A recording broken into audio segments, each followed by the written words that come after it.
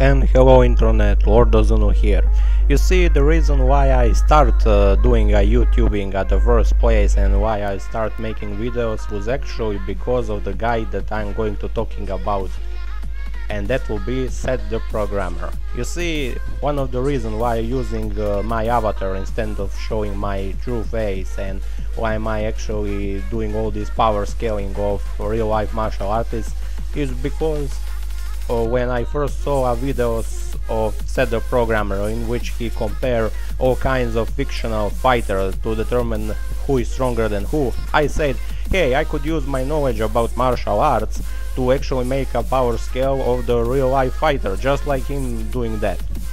But now he actually make a video in which he compare Tyson and Bruce Lee, and I can see why he do things in this way exactly, why did he make this power scale.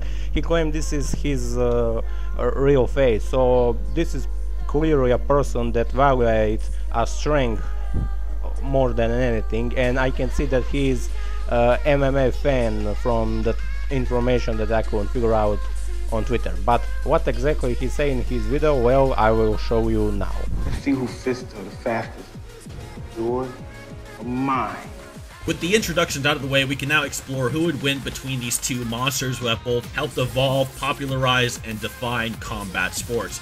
The first thing we have to go over are the legends for Bruce Lee and whether or not they are something that can be accounted for in a discussion like this, or are they more just rumors. To put it plainly, Bruce Lee fought and performed during the era prior to heavy camera and video evidence, so there is little proof or credence to the many legends surrounding Bruce Lee's name. This isn't to disrespect or knock against Bruce Lee, don't dislike my video because I'm saying this, because he is genuinely a pioneer and pivotal part of modern day martial arts and a truly skilled fighter, and even today, some of the things he's written down in his books are still valid and being used. But a lot of these tales appear to be over-exaggerated. The type of stories that are told about Bruce Lee seem to be more akin to your uncle's fishing story where he once saw a 30-foot alligator. Like, sure, it is possible that these stories are actually true. Maybe your uncle really did see a 30-foot alligator, but without any hard evidence to back them up, I don't think there's any definitive way to actually show what Bruce Lee is on the level of his exaggerated legendary status. So, for the sake of the video, I will be splitting Bruce into two categories.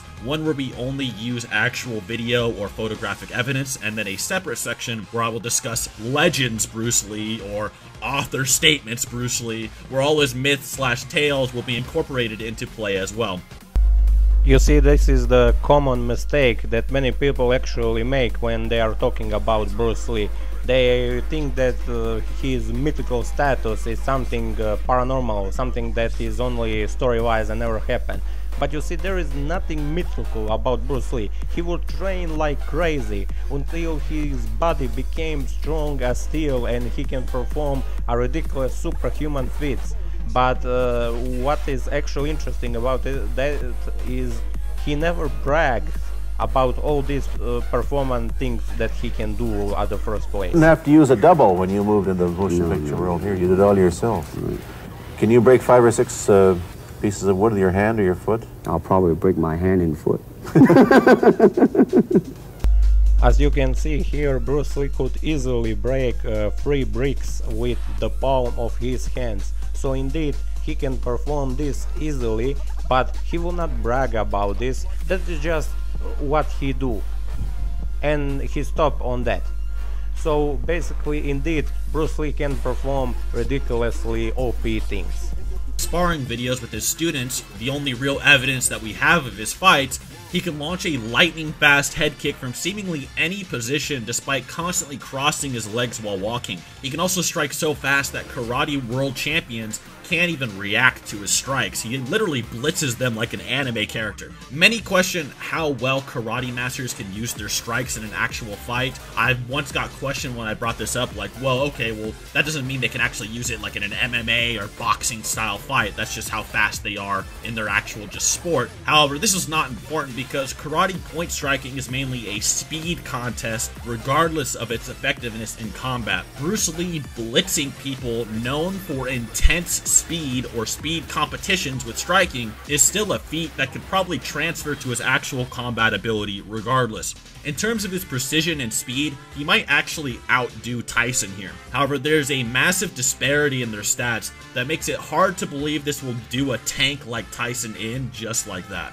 After all, not just any scrub who does kickboxing can inherently beat up Tyson due to knowing how to throw a leg around. That's simply not realistic, and Bruce Lee's skills aren't exactly some kind of omnipotent martial arts god when you look at his actual combat showings with scrutiny. There's a pretty major and common misconception that size doesn't matter in fights because skill overrules any physical advantage. And I of course have contention with this. As an example, say we take a mutant made in a laboratory that stands 9 feet tall, 700 plus pounds of muscle, can punch a hole in an armored vehicle, outrun a horse, and can tank shotgun shells, and pit him against the flyweight UFC champion Davison Figueiredo, who weighs a staggering 125 pounds and standing at a height of 5'5". Like, I understand that this guy is super skilled and probably the top 100 most skilled fighters on the planet, but there's only so much you can do when dealing with massive shortcomings physically. I mean, if Donnie Yen can, I don't see why Bruce Lee could not. For instance, we know that during their movie setting, Mike Tyson actually got a broken finger. Why his finger was broken at the first plate, you might ask? Well, when they are shooting actually this scene, Mike Tyson would actually punch so hard, and Donnie Yen would use his elbow block, and that elbow block will break his finger. So Bruce Lee could do the same thing in this fight. There's a reason weight divisions are used in the UFC, for example. The divisions are usually separated between 10 to 15 pound differences, which may not seem like a lot, but considering a fighter can go from being the top of his division to getting manhandled in the division right above in weight, it is pretty insane to think about how much size and strength actually plays a factor in fights, especially considering these guys are literally the most elite martial artists on the planet. Well, being big and heavy won't actually help you if you are a boxer with broken fingers. Then what actually you can do if you don't even have your major weapon? But UFC fighters being the best of the best is kind of stretch. I mean, they have this reputation, but people who are actually pretty tough usually don't shine in that place at the first place. For instance, in my country we have a case of the Chabarkapa Chedomir. Now, why this person is actually important is the fact what happened to him personally and why he was the news all over the country. You see, he is ex-special force member, and also he was a kickboxer in the past. Usually nowadays he would train like driving the bike on the place. And now when he was on one of his routine bike driving, there was this angry driver with several people in the car that was actually pass fastly to his road and start screaming at him, "How you drive?" On which Chedomir just replied him, "What the fuck you want, man? Get out." And this guy literally get angry and decide to get out actually with all his friends that were in the car. And now when we are talking about Montenegro, just look how ridiculously big is the president Montenegro compared to the other politician. Do you know why is that the case? Well, because people in Montenegro are actually pretty big naturally. I mean, when 4 guys came out of the car, they're probably looking something like this. We know they were actually pretty strong just from the fact they're from Nikšić. But what happened next is that this guy, Chedomir, actually beat those 4 giant motherfuckers alone. Okay, that's some anime style fights. And we also know from the news that one of those guys was actually so angry because he lost the fight from someone. He came to his house and started shooting at him, calling him out. And later that was the reason why his name was all over the news, because he survived this revenging shooting. Now, when you can actually beat some people that are indeed dangerous and they are ready to come to your house and to kill you, and not to mention that this guy was actually 55 years old, can you imagine how he would actually be in his prime? if he now can beat 4 giant Montenegro's men in the combat, and he's not even in the UFC.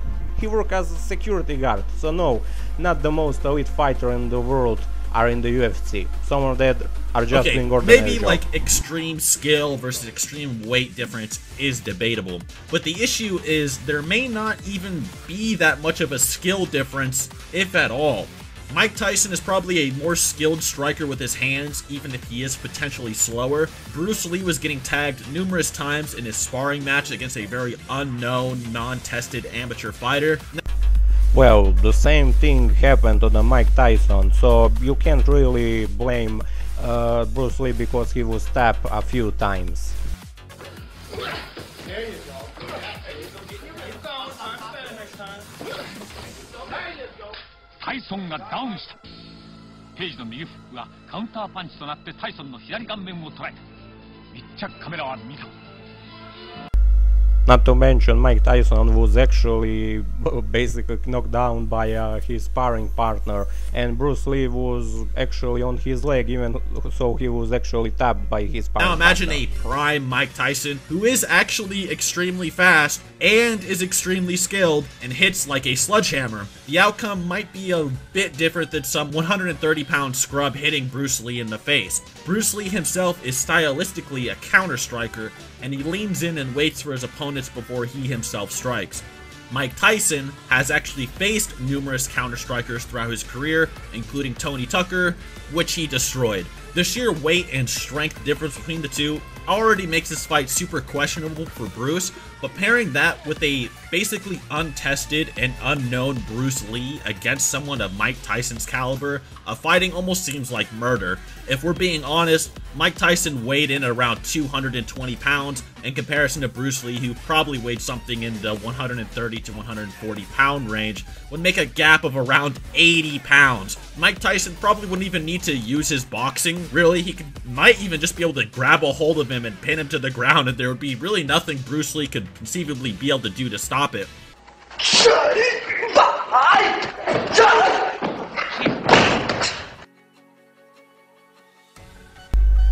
Actually, there is. As you can clearly see, Bruce Lee knows how to deal with being thrown down, and actually use the weight of the opponents is his advantage. And do you know why exactly was that the case? Well, because Bruce Lee was black belt in judo. He knows how to deal with the ground fighting. And on the other hand, Mike Tyson don't know what to do on the ground fighting. So if he actually try to go ground on ground with Bruce Lee, that would be ridiculous, because Bruce Lee is way ridiculously skilled in this type of combat than Mike Tyson on the other hand. Not to mention, there was the cases in which Bruce Lee would actually grab some guy on the ground and he will go like, yeah, now you will go with this way and now go in this way. It was funny to look, because even the real ground fighting was actually kind of joke for Bruce, because he was that ridiculous skilled. And not to mention, ground fighting is one of the major things that MMA fighters do, and if they notice that he is actually bad at it, they would say he was bad at it. But on the other hand, MMA fighters actually say great things about how Bruce Lee was an amazing fighter and he would be a UFC champion, so that must be he's good at ground fighting at the first place. I've no doubt he would have been world champion in MMA, no doubt. He's fluid, he's loose, he's fast, his movement is fluid, it's efficient, it's functional. So many guys are addicted to strength and conditioning and just get bulked up and stiff and slow, and Bruce was free, his body was nimble. And when we are going comparing with other fighters already, well, we know that fighters like William Chong possess this ridiculous level of speed, so Bruce Lee would be at that level.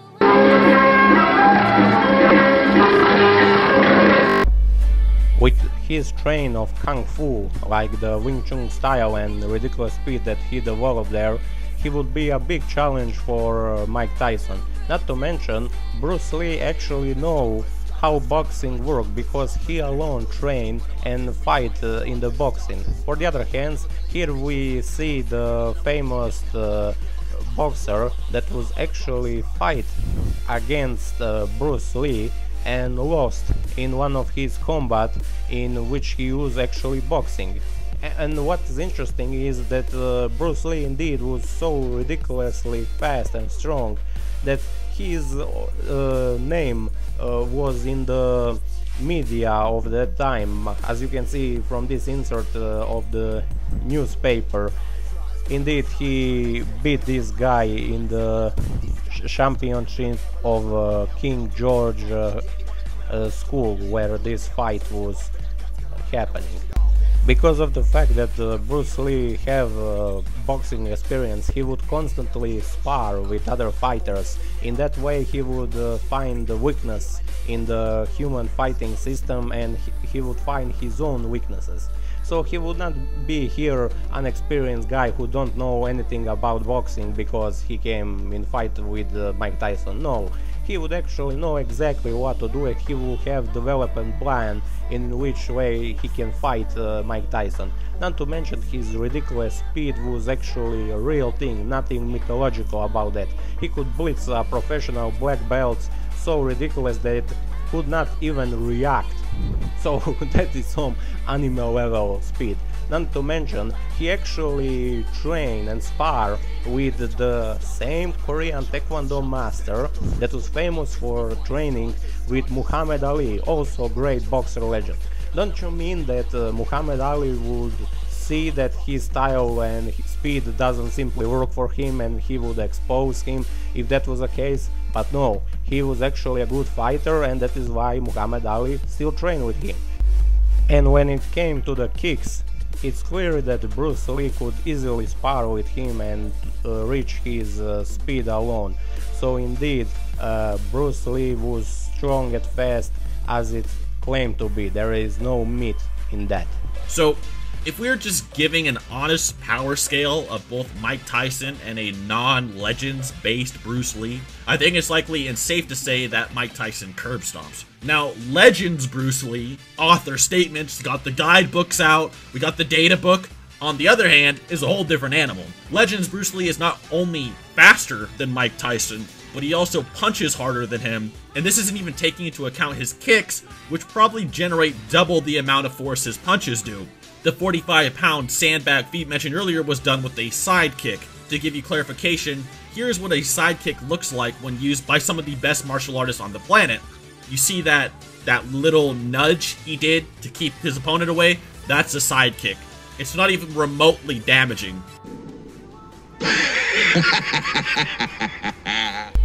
Well, you see, as I say several times in the video, there are no mystification of Bruce Lee.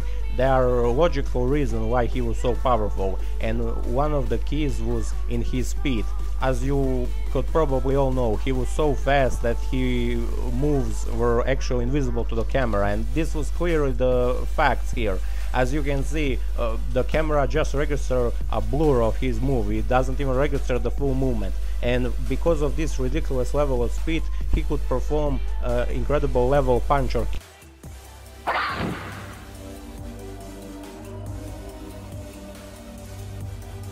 As you can see, with his punch alone, he can literally throw this guy on the other side of the room. And you know this movie scene with the sidekick that perform, well, he could do actually that in reality. He would literally put the people on the other side of his heavy bag and say, try to stop this, and he would throw a kick and people would literally fly away. And there was actually this footage that people try to downplay it, but as you can see, this enormous thing that this guy is wearing is clearly there to be very heavy and to actually can suppress the full strength of Bruce Lee punch. I mean, we have the footage when they use the standard bag for stopping kicks from the karate fighters, and when you are trying to use that to protect you from the Bruce Lee kicks, the results are ridiculous. I mean, he literally throw you on the other side of the room like with his 6-inch punch. I mean, when we have a fighter that can literally throw people in the air with his side kick, even so, on the other hand, Seth say that this kick could never do that, it's clear that without any doubt Bruce Lee is a superhuman, and that is just a fact. Its primary purpose, as I said earlier, is literally to space your opponents out.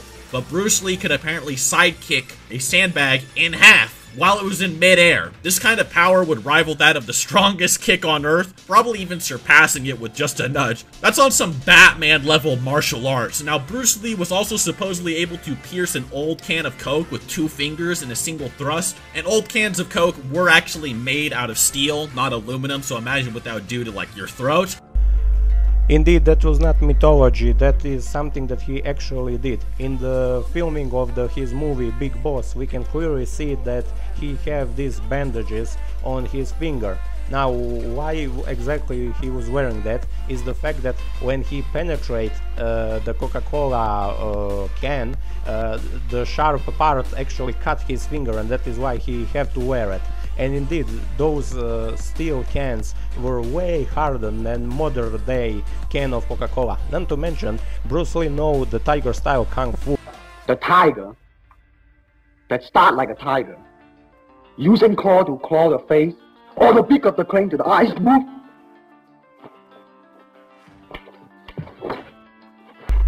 You see, that is one of the reasons why he trained his hand that much. In the tiger style kung fu, you can actually develop your fingers to be a little weapon. That is why he could penetrate the Coca-Cola can so easily with his fingers. I mean, just look what a martial artist who train kung fu can actually do in a fight. One, attack!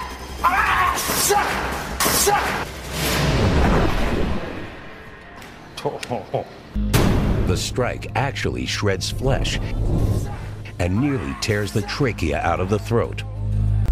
As you can see here, this is what a tiger style kung fu actually can do to the human in the combat situation. So indeed, if Bruce Lee can penetrate a Coca-Cola can, it's clear that he trained in this way as they demonstrate Breaks here. the finger bones a little at a time. They're called microfractures. Cells called osteoblasts then repair the microfractures by adding calcium to the external layer of the bone, making them harder and denser over time. These impacts also tend to increase the pain threshold of the nerves in the fingers, raising the limit at which they send pain signals to the brain. To perform the tiger claw strike, fingers must be solid, like claws. Because there are no muscles in human fingers, most of the work is done by the arm.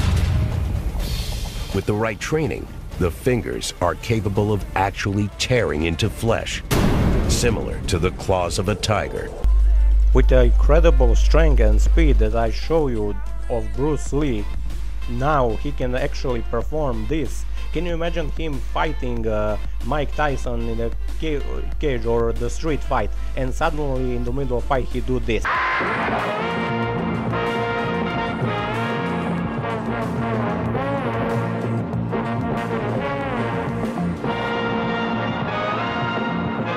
Due to these feats and Mike Tyson's lack of experience and self-admission to not knowing how to handle leg kicks, it is highly probable that Legends Bruce Lee mops Mike Tyson. I mean, the man who can break the bricks with the palm of his hand, penetrate the human with a tiger claw kung fu, is so fast that he looks like a blur on the camera, or he can literally throw the people with a side kick, even so you clearly say that human can't do that. Bruce Lee was indeed a superhuman, so there is nothing mythical about it or fairy tale. It was all just of things that he could actually do in the real life. So indeed, as you clearly say by yourself, Bruce Lee would beat Mike Tyson in a fight, and that is just a plain fact. Anyway, that will be all I have to say for this video. Hope you like what I made. Hope you learned something. That will be all. Lord Ozunu is out.